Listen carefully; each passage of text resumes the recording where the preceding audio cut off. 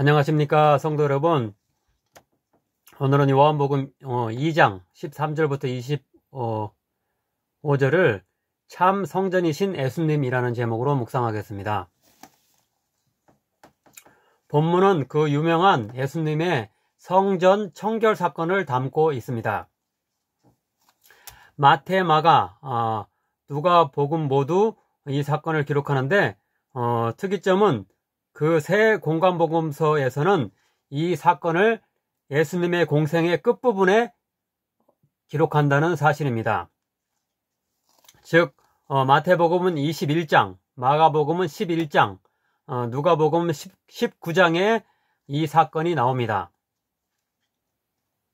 하지만 우리가 오늘 본문에서 보듯이 요한복음은 제자들을 부르신 일과 가나 혼인잔치 사건을 제외한다면 가장 예수님의 공생에서 첫 번째 일어난 사건으로 이렇게 공생의 맨 앞부분에 이 성전 청결 사건을 위치시킵니다. 즉 요한복음 그 앞부분인 2장에 나오고 있습니다. 아마도 앞에 세 공관복음은 일어난 사건 순서대로 기록한다면 요한복음은 시간적 순서를 단순히 따르기보다는 그 의미를 이 성전 청결 사건의 그 중요성을 강조하기 위해서 앞부분에 배치시켰을 것입니다. 그렇다면 이것을 통해 요한복음이 강조하려고 한 것은 과연 무엇일까요? 아마도 그것은 바로 앞에 가나 혼인잔치 이적에서와 마찬가지로 유대교의 율법과 예수님의 복음을 대조하기 위해서일 것입니다. 즉 혼인잔치 이야기에서는 유대교의 정결과 관련된 율법을 상징하는 항아리의 그 물과 예수님이 도래시킬 하나님 나라의 풍성함을 상징하는 포도주가 대조된다고 한다면 이 성전 청결 사건에서는 율법에 규정된 성전에서의 제사를 통한 속죄와 예수님의 십자가의 대속이 대조되고 전자가 후자로 대체될 것임이 주장됩니다. 성전에서의 그런 제사가 예수님의 십자가의 그 대속으로 이렇게 바뀔 것임을 이야기하고 있는 것입니다. 이제는 참된 성전이신 예수님이 오셔서 십자가를 통해 옛 성전의 속죄의 기능을 성취하셨으므로 율법에 규정된 옛 성전의 기능은 끝났다는 말씀입니다. 20절부터 21절입니다. 유대인들이 이르되 이 성전은 46년 동안의 지역권을 내가 3일 동안에 일으키겠느냐 하더라. 그러나 예수는 성전된 자기 육체를 가리켜 말씀하신 것이라. 역사적으로 예루살렘 성전은 솔로몬의 그 첫 건축 이후 몇 차례 파괴와 재건이 반복되다가 결국 로마군에 의한 주후 70년의 파괴 이후로는 다시는 재건되지 못하고 유대교 신앙의 거점으로서의 역할을 완전히 상실하게 됩니다.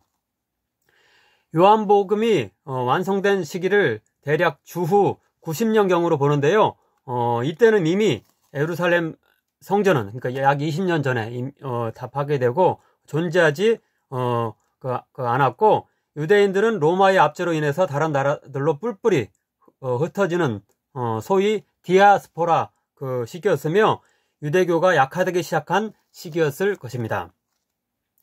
반면 예수님을 따르는 기독교는 본래부터 성전을 중요시하지 않았기 때문에 이제 유대교의 영향에서 벗어나 독립적인 정체성을 지니게 되고 오히려 성장할 수 있는 시기였을 것입니다. 이런 유대교와 기독교의 대조, 율법과 복음의 대조라는 배경을 염두에 두는 것이 요한복음을 이해하는 데 도움이 될 것입니다. 이제 본문을 차례로 참고할 텐데요. 본문 맨 앞절 13절에서부터 이런 유대교와 기독교의 그런 대조되는 모습이 나오고 있습니다.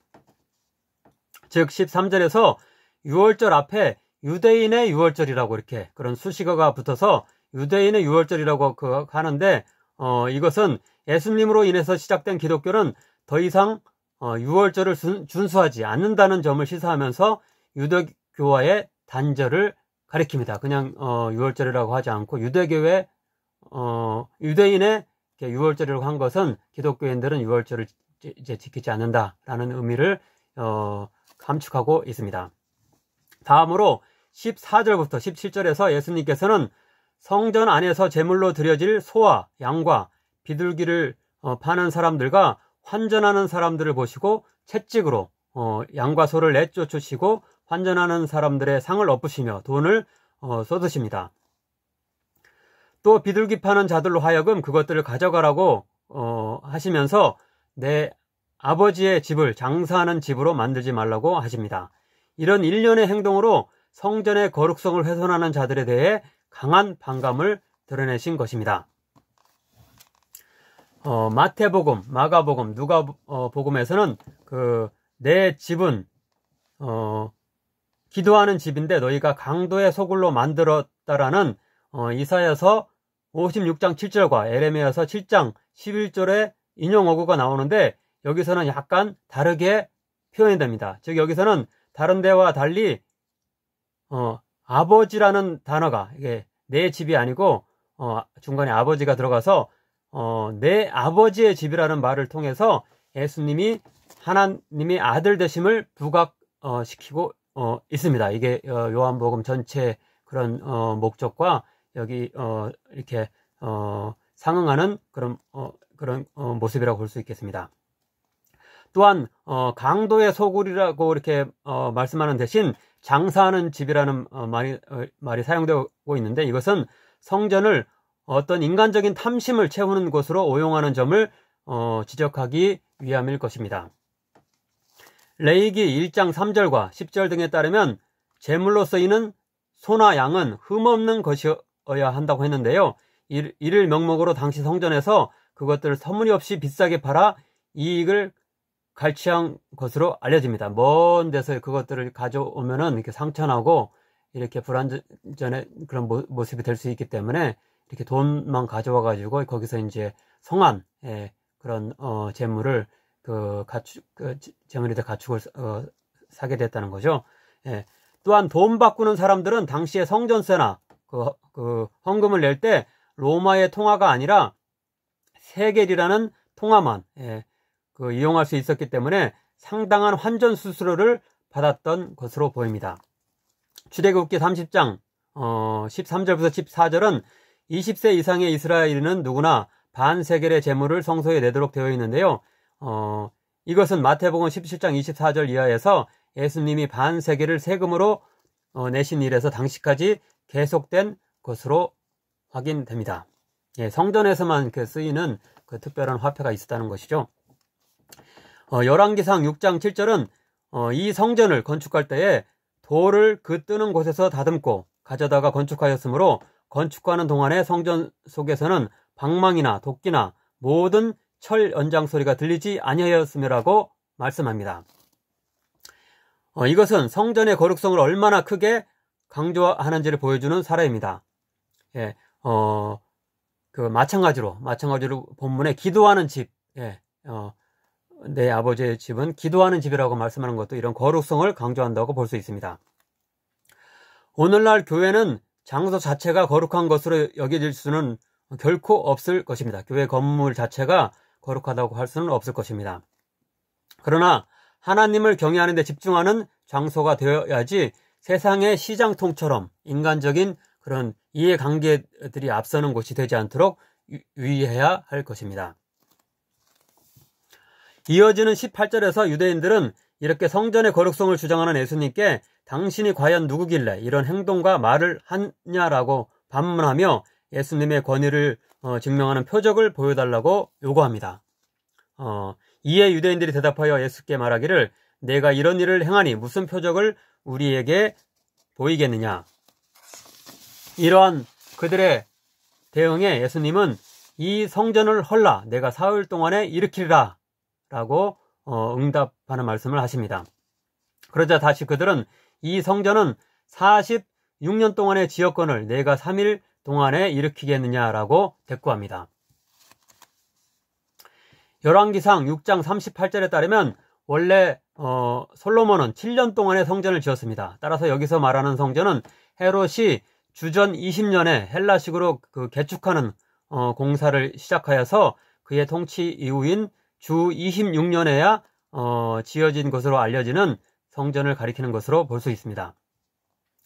첫 번째 성전인 솔로몬의 그런 성전은 주전 586년 바벨론의 침공 시 파괴되었으며 주전 515년 바벨론에서 돌아온 수룹바벨의 그 주도하에 두 번째 성전이 지어지게 됩니다. 그런데 이것은 다시 주전 63년 로마 장군 폼페이우스에 의해서 일부분 파괴됩니다.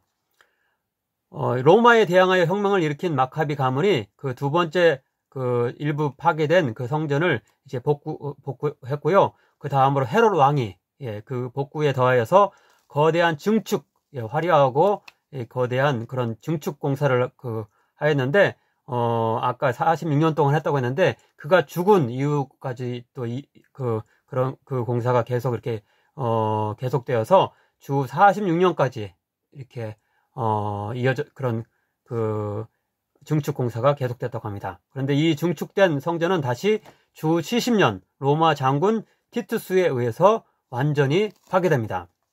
이후 그 자리에 로마 신전이 세워지고 주후 7세기 경에는 이슬람식 사원이 세워져서 오늘에 이르고 있습니다. 오늘에는 그 흔적만 이렇게 약간 남아있지 거의 예루살렘 성전이 남아있지 않다고 볼 수 있겠습니다. 그런데 솔로몬이 성전을 지을 때 동원된 인력만 해도 어마어마합니다. 성경 역대하 2장 17절부터 18절에 보면 이스라엘에 거주하는 이방인 15만 3,600명을 그 성전 부역에 동원했는데요. 그중 7만 명은 짐꾼, 8만 명은 벌목하는데, 그리고 3,600명은 감독하는 임무가 주어졌습니다. 7년의 공사도 이 정도인데 46년에 걸친 공사에는 얼마나 더 많은 인력과 재료들이 동원되었을까요? 예루살렘이 예수님 당시에 예수님이 여기서 가리키는 그런 그 성전이 46년 동안 이렇게 지어진 헤롯 성전이라고 하는 이 성전이 얼마나 거대한 그런 그 작품이었는지를 우리가 알 수 있습니다. 그런데 이런 엄청난 공사를 이렇게 3일 만에 다시 하겠다고 하니 그들은 도대체 무슨 말을 하는 건지 이해하지 못했을 것입니다. 그러나 이것은 예수님이 십자가의 대속 사건으로 성전의 속죄 기능을 대체하신 일을 의미하는 것이지 어떤 실제 건물을 짓겠다는 의미는 아닙니다. 히브리서 9장 11절 12절입니다. 그리스도께서는 대제사장으로 오사 손으로 짓지 아니한 것 더 크고 온전한 장막으로 말미암아 염소와 송아지의 피로 아니하고 오직 자기의 피로 영원한 속죄를 이루사 단번에 성소에 들어가셨느니라.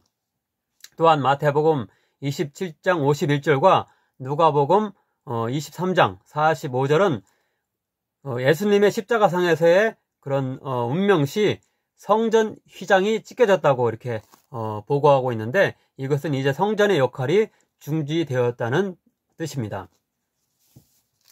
오늘 본문 21절 말씀대로 예수님의 육신이 성전의 역할을 대체하여 대속의 제물로 바쳐진 것입니다. 그러나 예수는 성전된 자기 육체를 가리켜 말씀하신 것이라.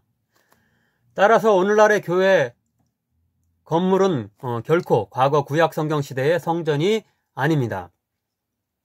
거룩함을 강조한다는 의도로 성전이라는 용어 자체를 사용하는 것을 완전히 막을 수는 없겠지만 과거처럼 장소와 공간 자체가 특별히 구별된 성소나 시성소는 결코 될 수 없는 것입니다. 오히려 신약 성경은 성도된 우리 자신의 몸이 성령이 내주하시는 성전임을 가르쳐줍니다. 고린도전서 3장 16절입니다.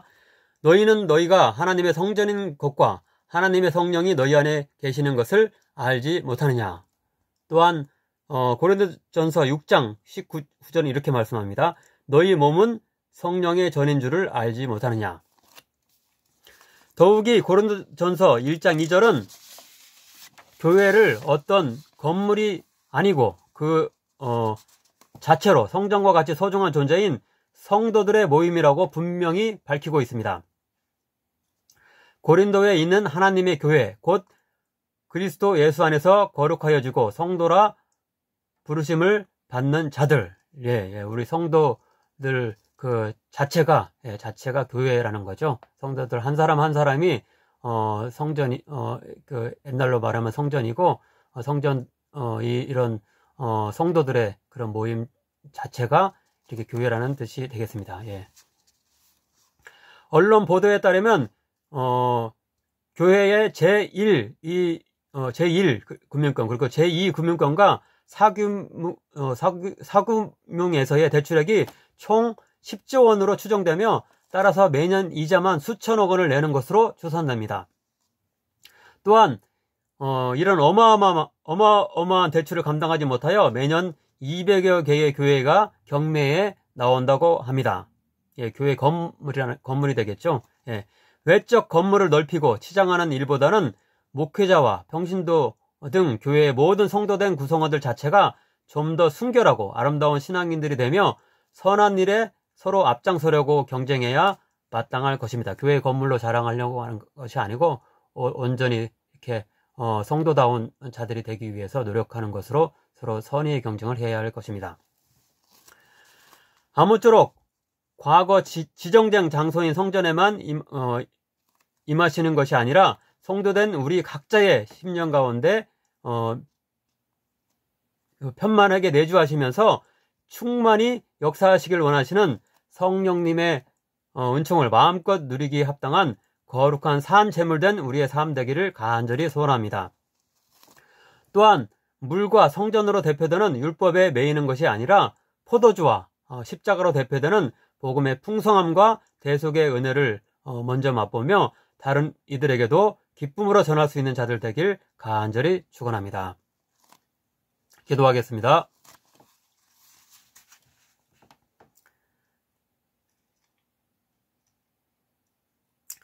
사랑의 하나님 아버지 감사드립니다. 오늘 말씀을 통해 참 성전이신 예수님에 대해 깨닫게 하시니 감사드립니다.